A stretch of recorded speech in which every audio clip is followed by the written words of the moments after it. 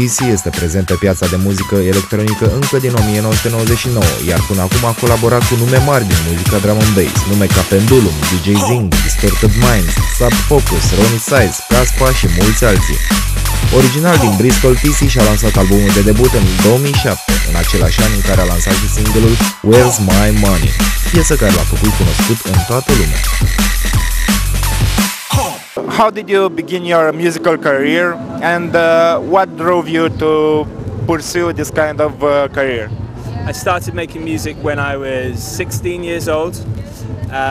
Straight out of school, I just bought, like, back in those days was a sampler, and just loved music so much and had to be a part of it and just make as many tunes as I possibly could. It's just like the dream job for anybody, right? I get to travel the world and meet loads of really nice and interesting people and play to huge crowds and small crowds and intimate vibes, and it's all great. I love it. It's such an amazing life. I always did like piano lessons since I was like 9 years old, and I really love music. Even though the music that I make is quite hard and, you know, aggressive, there's still always like an element of melody and like there's something nice in everything that I do, I hope. What kind of music did you listen before getting into drum and bass? Everything. Literally from like classical music all the way through to maybe not gabba techno, but, you know, drum and bass, and I love all music. Like, it's a real part of what I do every day. Like in my car, I'm always making CDs of like mixes of people, and, you know, I just try and like surround myself with it all the time. I really want to stay like on top of what's going on all the time and just know everything I possibly can. I think there's something to be said for not knowing too much about music as an artist, because you can maybe think, oh, this has been done before or that's been done before, but I just want to hear everything until my ears stop working. What advice will you give to a kid who wants to start a DJ producer career? Just buy a Mac, buy a computer and some monitors and a sound card, and just do it. Like, don't go to well, if you need to go to school to learn it, then just use that time as like time off to actually learn it yourself. Don't listen to what anyone says, just focus yourself on making music for yourself. It's really important, I think. How do you see the difference between the American public and the European public? They're pretty much the same.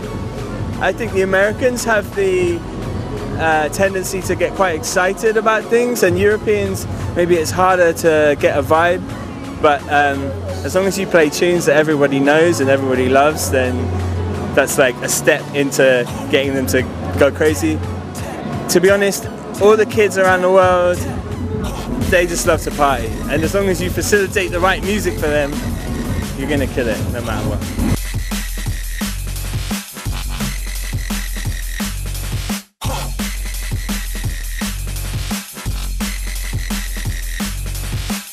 Think that drum and bass music is becoming more mainstream? Definitely. I mean, we've had like what, 2 #1 drum and bass songs in the UK. It's definitely, I don't know, I think maybe it's gonna be big and then it will be small, and then it will get big again. It's one of those things that goes in cycles, and the true drum and bass fans are what really keep it alive, you know. What's the weirdest thing that happened to you on stage or on tour? There's some weird people out there, man. I think maybe I played in Surgut, not Surgut, in Novosibirsk. No, Surgut in Russia, and they had like strippers on stage, and they like came on in like catsuits, and then they just like got completely naked, and I was like, it's quite hard to concentrate right now, but it's cool. It's different. What's the weirdest thing that you ever done? The weirdest thing that I've ever done? I'm quite a boring guy. I don't know. I think maybe waking up in a hotel room completely naked with the door open is quite a weird one in Miami. I read on your Twitter account that you used to heat your socks with a blow dryer. Oh yeah, it's really good. I did it tonight actually. You do it every time? In the hotel, yeah man.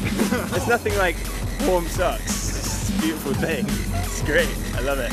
What is your dream as a producer? Do you want to make music for mainstream artists, or I saw that a lot of UK producers are going in the US and making music for Beyonce, Britney Spears. I don't know. I think I would do that, but maybe I wouldn't keep my name on it. And yeah, it's a cool thing to do, and there's lots of money in it, which is like, whee! But there's something to be said for staying true to yourself as well. So I think anything that, if I was to do anything, it would have to not be compromised too much. In my music, in the early days, there was lots of influences, like The Prodigy were a big influence for me. I was in awe of the way that Liam could like build these tracks, and they meant so much to me. I really liked pretty cheesy hip hop. I'm a really big fan of like Premier and Guru. I love the vibes and all of that. Dillinger was a massive influence on me. This is amazing production. Ronnie Size, the first ever drum and bass tune I ever heard was a Ronnie Size tune.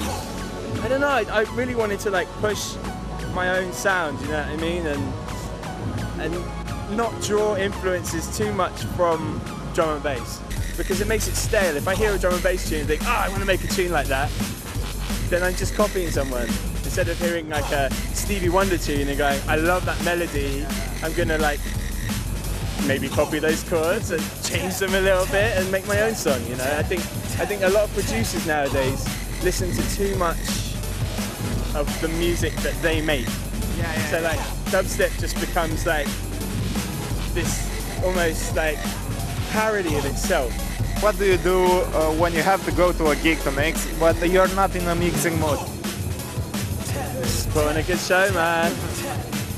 I've had it where I've not slept for 4 or 5 days. Just get me half a bottle of vodka and I'm away. I'm cool. Bam.